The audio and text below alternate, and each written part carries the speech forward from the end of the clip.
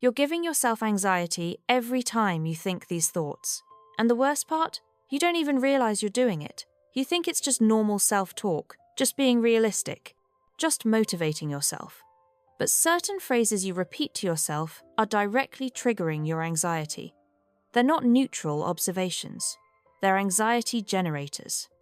And every time you say them, you're reinforcing the very thing you're trying to escape.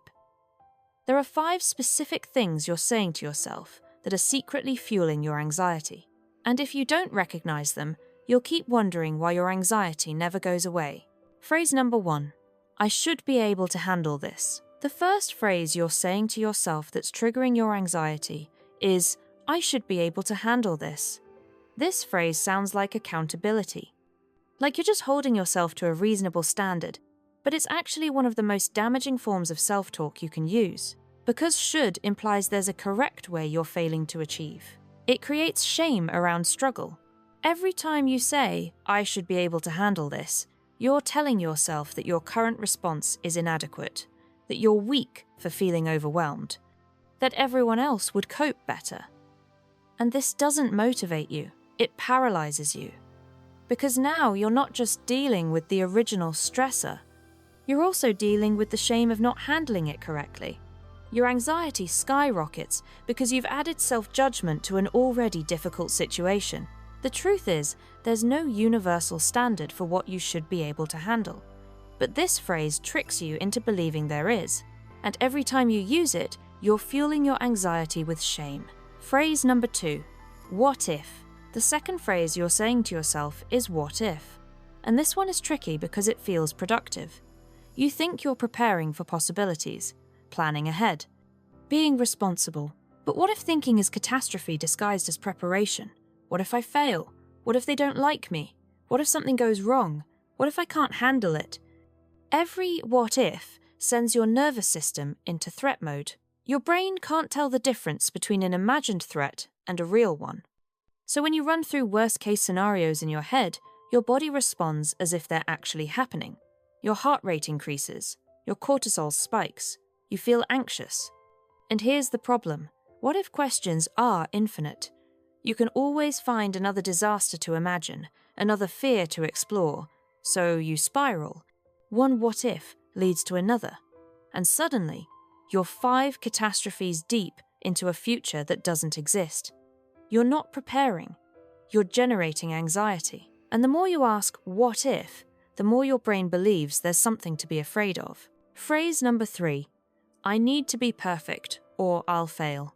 The third phrase you're saying to yourself is, I need to be perfect, or I'll fail. This is all or nothing thinking, and it's one of anxiety's favorite weapons.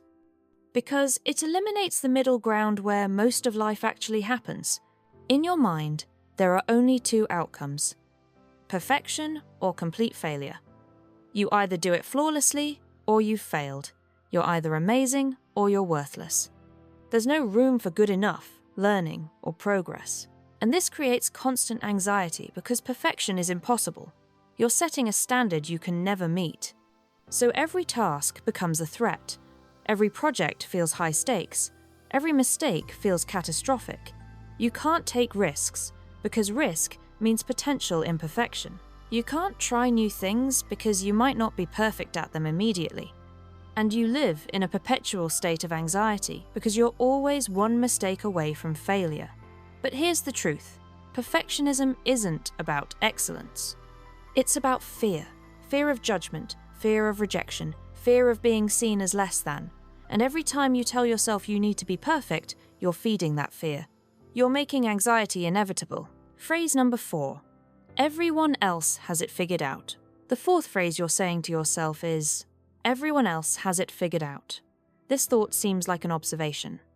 Like you're just noticing that other people are more capable, more confident, more successful.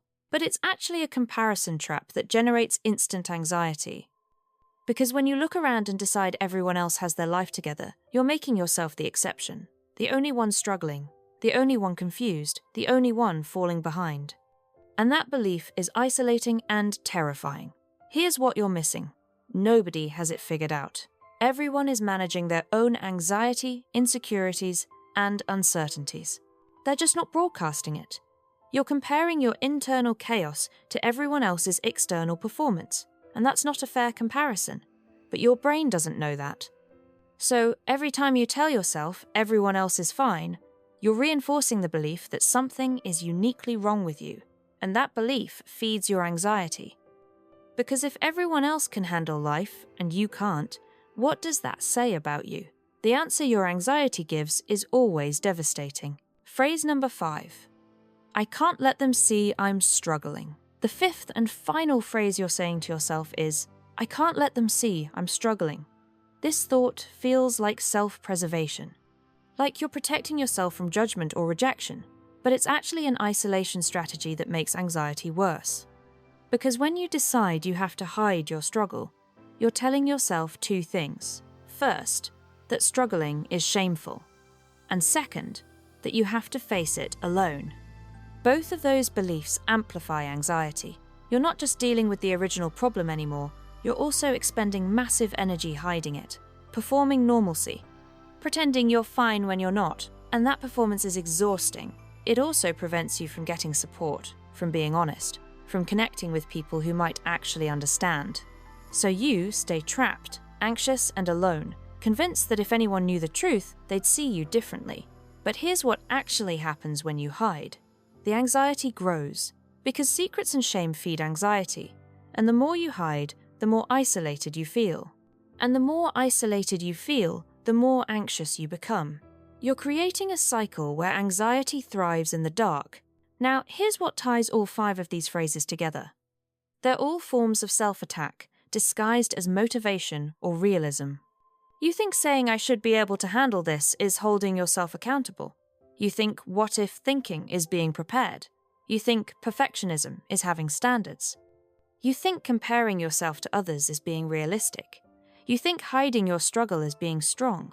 But none of these thoughts are helping you. They're all triggering your nervous system, because your brain responds to the language you use. And when you repeatedly tell yourself you're inadequate, that disaster is coming, that anything less than perfect is failure, that everyone else is better, and that you have to hide, your brain believes you're in danger, and danger equals anxiety. See the pattern? Every single phrase is telling your brain there's a threat. Either you're the threat because you're not good enough, or the world is the threat because something bad is about to happen, and your nervous system responds accordingly. You're not just thinking thoughts, you're programming your anxiety. And until you change the language, the anxiety won't change either. So, how do you stop triggering your own anxiety with these thoughts? You replace them. Here's what to do instead. First, catch the phrase when it shows up. The moment you notice yourself saying, I should be able to handle this, what if, I need to be perfect, everyone else has it figured out, or I can't let them, see, pause. Just notice it. You can't change what you don't see. So the first step is awareness. Name it. That's a should statement, or I'm overthinking again. This creates distance between you and the thought. You're not the thought. You're the person observing it. Second, challenge the thought with evidence. Ask yourself, is this actually true? Do I have proof that I should be able to handle this differently? Are my what-ifs based on what's actually happening or what I'm imagining? Is perfection really required here, or am I creating that standard? Do I actually know that everyone else has it figured out? Or am I assuming, what would happen if someone did see I'm struggling? Most of the time, you'll realize the thought is a distortion, not a fact, and that realization weakens its power. Third, replace the anxiety-triggering phrase with a calmer alternative. Instead of, I should be able to handle this, try, this is hard, and it's okay that I'm struggling. Instead of, what if everything goes wrong? Try, what if it goes okay? What's actually happening right now? Instead of, I need to be perfect or I'll fail, try, good enough is still good. Progress matters more than perfection.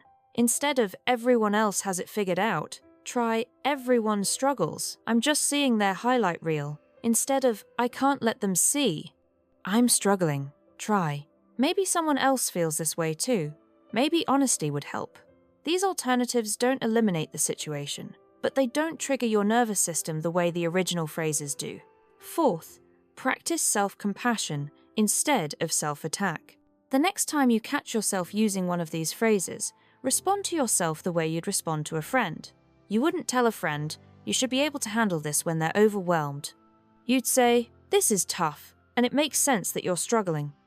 Extend that same compassion to yourself. Your brain needs to hear kindness, not criticism. Because criticism fuels anxiety. Compassion calms it. And finally, understand that changing self-talk takes time. You've been using these phrases for years. They're automatic, so you won't catch them every time. But every time you do catch one and choose a different thought, you're rewiring your brain. You're teaching your nervous system that not everything is a threat, that you're safe even when things are hard, and slowly the anxiety will decrease. Not because your life changed, but because the way you talk to yourself about your life changed. Your internal voice has been your biggest anxiety trigger. Not the world, not other people, you. The things you've been saying to yourself have been generating the anxiety you've been trying to escape. And the hardest part of realizing that is accepting how much power you actually have. Because if you're creating the anxiety, that means you can stop creating it. That means the solution isn't out there. It's in here. In the language you use, with yourself. In the thoughts you choose to believe. Your anxiety won't disappear overnight, but it will start to quiet the moment you stop feeding it with these phrases. So pay attention to what you say to yourself in the next 24 hours. You might be surprised by what you hear.